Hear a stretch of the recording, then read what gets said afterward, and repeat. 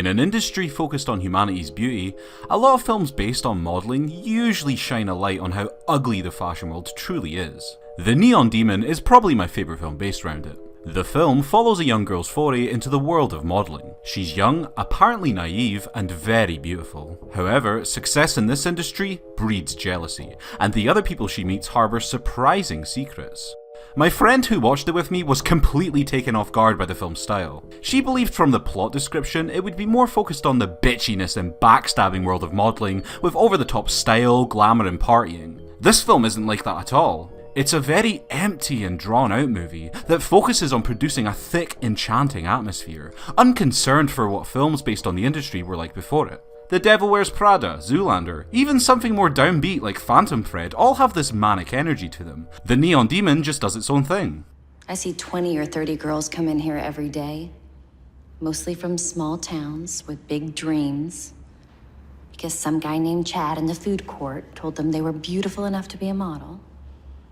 And they're all good. You're going to be great. In the fashion industry, it's all about the present, being on top of the game and ensuring that you keep up with the ever-changing landscapes. Neon Demon doesn't put a spotlight on these things, and instead is about the personal journey of Jessie, who pretty much has things handed to her based purely on her appearance, while older models have to work hard for their keep. Jessie is just so innocent, yet brutally honest about her position in life, that she's very endearing. She openly admits that she understands she has no real artistic talents, but she is a pretty girl and she's going to capitalise on this aspect. She knows she came up lucky in the genetic lottery and has a short timescale to cash in on it. To me, the four main girls all offer alternative representations of beauty. Ebby Lee is beautiful on the outside, but inside is an ugly, emotionless person. Gigi is manufactured beauty, someone who's had to craft their looks through surgery. Then Ruby, to me, seems to represent someone who's not outwardly as stunning as her model peers, but is able to perfect beauty with her skills as a makeup artist. The rest of the characters aren't the most well-rounded. We just don't get to meet them for extended periods of time for them to be anything but plot elements in Jessie's venture. The other girls are bitchy and played well, and Keanu Reeves is awesome as this asshole motel owner, but to call them fully crafted characters would be a little generous. It's a film about style over substance.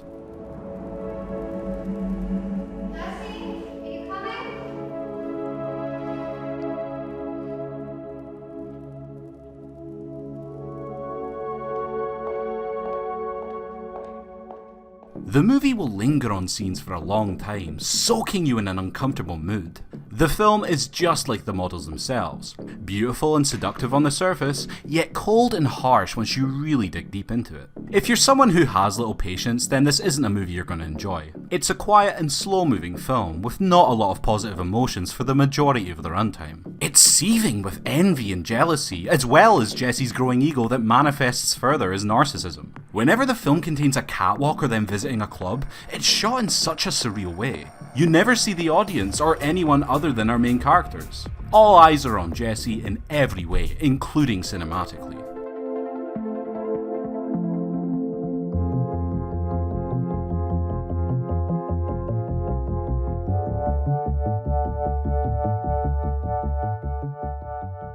The biggest theme across the movie is how fraudulent all the people within this industry are. Jessie has to lie about her age, her so-called friends are just ornamental smiles, and the boy she's interested in seems to just be telling her what she wants to hear with an ulterior motive. The biggest critique against the fashion industry is how fake it is, and here that's made loud and clear. I love the scene where the pompous designer breaks down the models in Jessie's day. It's just cold, hard truth getting put uncomfortably out in the open, but no one can challenge him on it. But if she wasn't beautiful, you wouldn't have even stopped to look. The movie is great at subverting your expectations and avoiding cliches. There's this scene where a photographer is taking her pictures and acting a little shady, and you think, okay, this is going to be the scene where he takes advantage of her or makes her do stuff against her will in order to make it big. But no, the film doesn't do that at all. It leads you down that alley, then flips things to go down another route.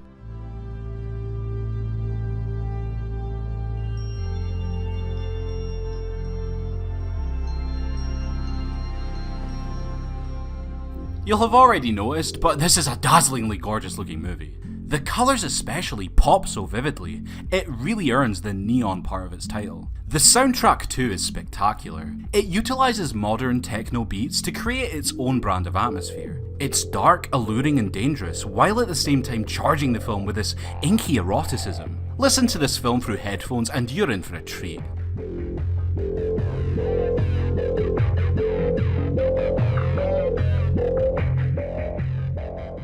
You're probably wondering, what the hell is horror about this? Well, that's the thing. It's shot like and has the tone of a psychological horror throughout the entire movie, and the creeping sense something is about to go wrong is always around the corner. In the final 25 minutes is where the true horrifying acts burst into play. No spoilers, but the film takes a rapid detour that was subtly building up all along. It's a disturbing, but highly memorable twist in the narrative.